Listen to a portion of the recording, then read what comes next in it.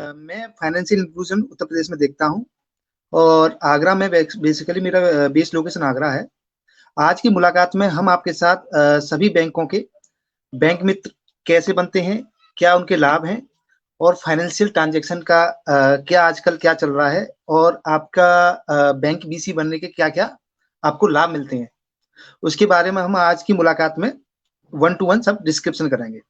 सबसे पहले मैं आपको बता देता हूँ कि सभी बीएलई भाइयों को कि bank BC government bank BC कैसे मिलता है और उसके लिए हमें क्या-क्या करना पड़ता है, उसके लिए क्या डॉक्यूमेंटेशन है, उन सब के बारे में वन टू वन बात करते हैं। गवर्नमेंट बैंक बीसी के लिए सबसे पहले बैंक हमें बताता है लोकेशन कि कहीं भी जाएँगे तो हमें वहाँ के लिए लोकेशन है या नहीं है। जैसे कि बीएलई हमें डायरेक्टली अप्रोच करते हैं कि सर हम मुझे बीसी बना दीजिए, मुझे बीसी बना दीजिए। उसके लिए बैंक हमें लोकेशन देता है कि आपको फलानी जगह पर, फलानी लोकेशन पे एक हमको बैंक मित्र बनाना है। उसके लिए हम वहाँ के बीएलई को अप्रोच करते हैं। उस बीएलई के हमें डॉक्यूमेंटेशन लेने पड़ते हैं। डॉक्यूमेंटेशन में हम बात करते हैं कि उसका लेटेस्ट पुलिस वेरिफिकेशन होना चाहिए, आईआईबीएफ पास होना चाहिए, आधार कार्ड होना चाहिए वहीं का प्रॉपरली, पैन कार्ड होना चाहिए, रेंट एग्रीमेंट होना चाहिए, जहाँ पे वो उसका चला रहा है उसका शॉप पे उसका रेंट एग्रीमेंट होना भी अनिवार्य है। कहीं क्या पता चला कि कुछ दिन बाद उसने शॉप बंद करके कहीं दूसरा चला गया। इसलिए हम बेसिकली रेंट एग्रीमेंट लेते हैं और सिविल भी अच्छा होना चाहिए, गुड होना चाहिए, क्योंकि नेगेटिव सिविल पे भी हम किसी को बीसी नहीं बनाएँगे। बैंक भी नहीं चाहता है कि कोई बंदा हमारे सिस्टम में नेगेटिव सिविल का आए। इसलिए तो ये है बैंक बीसी के लिए कि क्या डॉक्यूमेंटेशन है और हमें कैसे अप्रोच करते हैं। जैसे कि अभी हम बता रहे हैं कि कुछ बीएलई भाई अगर बैंक बीसी लेना चाहते हैं, उसके लिए उनको सबसे पहले अपने नज़दीकी ब्रांच में एक बार बात कर लें कि वहाँ पे कोई लोकेशन खाली है, तो वो जाके अप्रोच कर सकते हैं। दूसरा इसके फ़ायदे क्या हैं? फ़ायदों के लिए हम बात करते हैं तो इसके बहुत सारे फ़ायदे हैं। इसका बेसिकली पर्पस ये रहता है हमारा कि जो भी अनबैंक्ड एरिया है, वहाँ तक अपने बैंकिंग सर्विस को पहुँचाना और उन कस्टमर का जो बैंक में नहीं आ सकते हैं, जो कस्टमर बैंक में नहीं आ सकता है या जो कस्टमर आपके वहाँ से मूव नहीं कर सकते हैं, तो उनको घर तक वो सर्विस देना। ये हमारा बेसिकली इस फाइनेंशियल इंक्लूजन का मतलब होता है कि अनबैंक्ड एरिया तक बैंक पहुँचाना। जहाँ तक बैंक कस्टमर को तक रीच नहीं कर पा रहा है, उस लास्ट लेवल तक बैंक को पहुँचाना। ये हमारा बेसिकली पर्पस रहता है, जिसके लिए हम क्या होता है ना, बैंक 5 किलोमीटर में बीसी बना देता है, कोई 7 किलोमीटर में, 10 किलोमीटर में, 15 किलोमीटर में बीसी बना सकता है। जैसे कोई कुछ बीएलई पूछते हैं कि सर इसका वो क्या है, लास्ट कितने किलोमीटर तक बना सकता है? वो बैंक बैंक क्राइटेरिया पर डिपेंड करता है कि कहीं उसको अनकम्फर्टेबल है कि 10 किलोमीटर भी बना दे, कम्फर्टेबल 15 किलोमीटर भी बना दे। भाई 15 किलोमीटर से एबव बना सकता है, वो ब्रांच मैनेजर पर ऊपर डिपेंड करता है।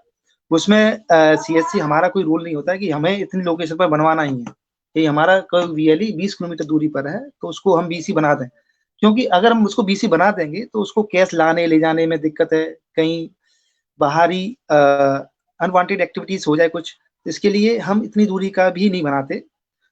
तो उसके लिए हम बीएलई को अब बोलते हैं कि अपने नजदीकी ब्रांच में कम से कम 15 किलोमीटर, मैक्सिमम 15 किलोमीटर तक हम उसको बीसी बनाते हैं। अगर कुछ ब्रांचेस हमें चाहती हैं कि हमारा एरिया बहुत अच्छा है और वहाँ पर अनबैंक्ड एरिया है और हमें 20 किलोमीटर में बीसी बनाना है, तो उस केसेस में हम उसको भी फॉलो कर लेते हैं। इसके और दूसरी हम बात करें कि इसके उसको क्या कमीशन है, क्या है? हर एक चीज़ का, जैसे कि वो अपने जैसे हम किसी को बैंक बीसी बना देते हैं, तो उसको बैंक बीसी बनाने के पास एक कियोस्क पोर्टल देते हैं। कियोस्क पोर्टल में जिसके थ्रू वो ट्रांज़ैक्शन करता है, वहीं से सारी एक्टिविटीज़ वो वही उसी के थ्रू रूट करता है। चाहे वो ट्रांज़ैक्शन करे, चाहे मनी ट्रांसफर करे, चाहे आईएमपीएस करे, नेफ्ट करे, फंड ट्रांसफर करे, अकाउंट ओपनिंग करे या सो मेनी सर्विसेज़। हर एक सर्विस के बारे में अलग-अलग कमीशन स्ट्रक्चर होता है बैंक के थ्रू। अब क्या होता है ना, अब इसमें इसके अलावा हम अब बैंकों ने एक अलग प्रोडक्ट पे भी काम करना स्टार्ट कर दिया है। जैसे कि कुछ बैंक बीसीज़ के लिए एक बहुत अच्छी अपॉर्चुनिटी है कि वो लोन प्रोडक्ट्स में भी काम कर सकते हैं। हमारे डिजिटल सेवा पोर्टल पे भी लोन प्रोडक्ट्स दिए हुए हैं, वो उसके थ्रू भी जा सकते हैं और अपने जिस बैंक से वो बीसी बने हैं या बनना चाहते हैं उस बैंक के उस कियोस्क पोर्टल्स के थ्रू भी जा सकते हैं। तो इसके उसमें अच्छा कमीशन भी है उनको। हर प्रोडक्ट वाइज अलग अलग क्राइटेरिया है, अलग अलग कमीशन है, और उन क्राइटेरिया को फुलफिल होने पर ही वो लोन डिस्बर्स होता है। ऐसा नहीं है कि आप किसी का भी लोन अप्लाई कर दोगे और लोन उसमें मिल जाएगा, नहीं, ऐसा नहीं है। उस क्राइटेरिया को फुलफिल करेगा, उसी उन्हीं को लोन मिलता है। इसके बाद आते हैं कि उनको सर हम जीरो बैलेंस का अकाउंट ओपनिंग के लिए वो कोई भी साहब मोस्टली बीएलई हमको कॉल करते हैं कि सर हमारे तो जीरो बैलेंस चाहिए। जीरो बैलेंस का मतलब ये नहीं होता है कि जीरो बैलेंस का हम सर कोई भी अकाउंट खोलें कि जीरो बैलेंस होना चाहिए।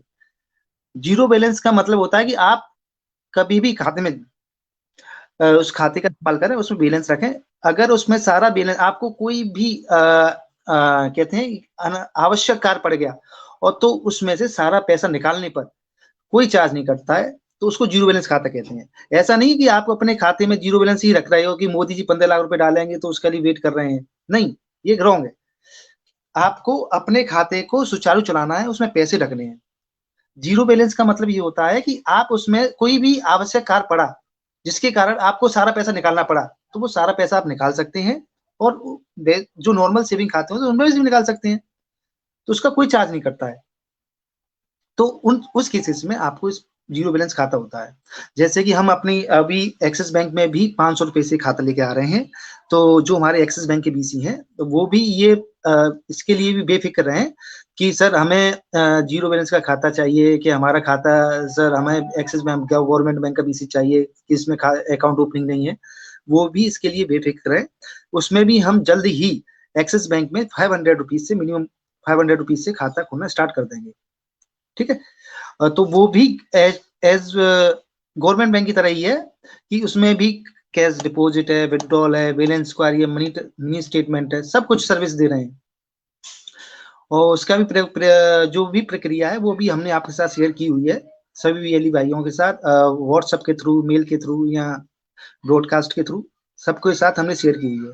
अगर फिर भी किसी बीएलई भाई को कोई समस्या है तो अपने डिस्ट्रिक्ट मैनेजर से जाकर बात कर लें, और मेल मैसेज भी कर सकते हैं। मेरी भी मेल आईडी लिख लीजिए, अगर कभी आवश्यकता पड़े तो मुझे भी मेल कर सकते हैं, sandeep.tyagi@csc.gov.in, इस पे भी मेल कर सकते हैं।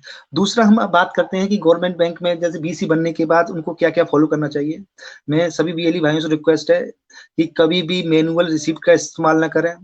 अगर कोई भी बीएलई भाई मैनुअल रिसिप्ट का इस्तेमाल करते हैं तो ये बहुत ही उसके लिए दुर्भाग्यपूर्ण है हमारे लिए भी, कि हम भी वेरिफिकेशन अब सब जगह हो रहा है, हमारे हमारे डिस्ट्रिक्ट मैनेजर भी हर सेंटर को वेरीफाई कर रहे हैं। अगर ऐसा पाया जाता है तो वो उसके लिए स्वयं जिम्मेदार रहेंगे अगर उनके ऊपर कोई भी कार्रवाई होती है तो। ठीक है। दूसरा, अभी भी कियोस्क ओपन करते समय बहुत सारी सावधानियों का इस्तेमाल करें, क्योंकि अभी हमने कुछ जगह देखा गया है कि जैसे कि मथुरा साइड में, कि जब भी कोई कस्टमर ट्रांजेक्शन करने आता है तो उसका आधार कार्ड प्रॉपरली चेक कर लें, कि पता चलता है कि वो आधार कार्ड उन्हीं का है या किसी और का है। और फिंगरप्रिंट भी एक बार ऐसे चेक कर लें कि कहीं वो कुछ चुपका के तो नहीं लाया है, क्योंकि ऐसा केस मथुरा में पकड़ा गया है जिसके लिए वो वीएलई को ही पकड़ा जाता है सबसे पहले, क्योंकि ट्रांजेक्शन उन्हीं के पास ही मिलते हैं। तो क्या होता है कि उस केस में क्या करते हैं कि ये फिंगरप्रिंट किसी कस्टमर की चिपका के, मतलब कहीं से भी कॉपी करते हैं वो कोई भी, और वो अब ट्रांजेक्शन कर जाते हैं। तो जब वो कस्टमर कोई और होता है, ट्रांजेक्शन किसी और ने किया है और निकाला हमारे वीएलई के सेंटर से है, तो उस केस में वो वीएलई को सबसे पहले पकड़ते हैं कि आपने क्या चेक किया। तो आप कस्टमर की प्रॉपरली ड्यू डिलीजेंस करके ही पैसा निकालें, क्योंकि इसमें क्या है ना, आप भी सेफ रहेंगे और कस्टमर भी जिसके पैसे निकले हैं, और आपसे वो भी सेफ रहेंगे कि आपका और रिकॉर्ड भी होना अनिवार्य है। आप जो भी काम कार्य कर रहे हैं उसका एक ट्रांजेक्शन प्रॉपर रजिस्टर होना चाहिए और उसके प्रॉपर सिग्नेचर होने चाहिए, और उसको स्लिप जनरेटेड रिसिप्ट भी देनी है, सिस्टम जनरेटेड रिसिप्ट भी देना अनिवार्य है। अगर ऐसा नहीं करेंगे तो आपके लिए भी ये ज्यादा दिनों तक आप सर्वाइव नहीं कर पाएंगे। ठीक है।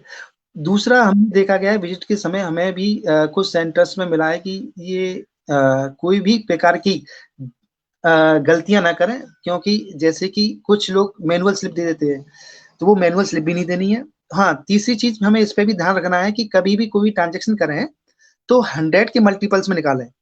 कभी कोई भी ट्रांजेक्शन आप 1010 या 500 5050 रुपीज ना निकालें। ये आप सिस्टम के साथ फ्रॉड या अथवा आप कस्टमर के साथ भी फ्रॉड के क्राइटेरिया में आ सकते हैं। कभी कस्टमर ये नहीं कहता कि आपके साथ कि मेरे 1072 रुपये निकाल दो, कि 1015 रुपये निकाल दो, कि 1005 रुपये।